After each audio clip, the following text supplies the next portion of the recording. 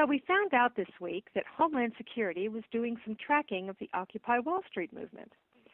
If they've only done what was reported, it seems to be fairly benign, limited to tracking and analyzing the movement through public media. Here's the main thrust of its reasoning for doing that. Mass gatherings associated with public protest movements can have disruptive effects on transportation, commercial, and government services, especially when staged in major metropolitan areas.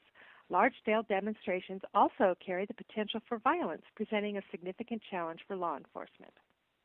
Okay, but here's my question. Why is that the federal government's problem? No large-scale political demonstration is going to be big enough that it could possibly disrupt beyond the borders of a major metropolitan area, and certainly not state borders. Lord knows there are plenty of local and state police around to handle anything that happens. These are explicitly political demonstrations, even if they aren't partisan, and great care needs to be taken to ensure that the government isn't interfering with that. I realize that we have a huge new federal policing apparatus in Homeland Security that wants to play with its toys, but I don't think it was designed for the purpose of monitoring domestic political demonstrations. After all, we already have the FBI for that, and I would imagine they're doing their own monitoring.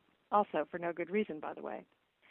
But I do wonder, considering this revelation, if Homeland Security is monitoring the Tea Party at all. DHS did warn of some threat from the far-right fringe back in 2009, of course, but they were successfully pressured into withdrawing their warnings. In fact, they ended up closing down the whole unit that was devoted to right-wing extremist groups. Again, I'm not sure what Homeland Security's role is supposed to be in all this to begin with.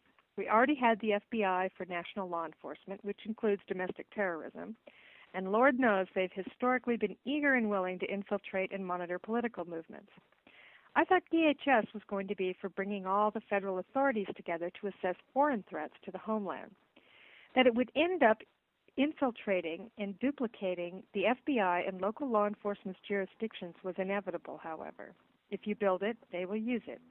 And it appears they are using it to monitor events such as peaceful political demonstrations. Just don't ask them to monitor violent white supremacist groups or anti-government terrorists. It would go against the Constitution, and that would be wrong.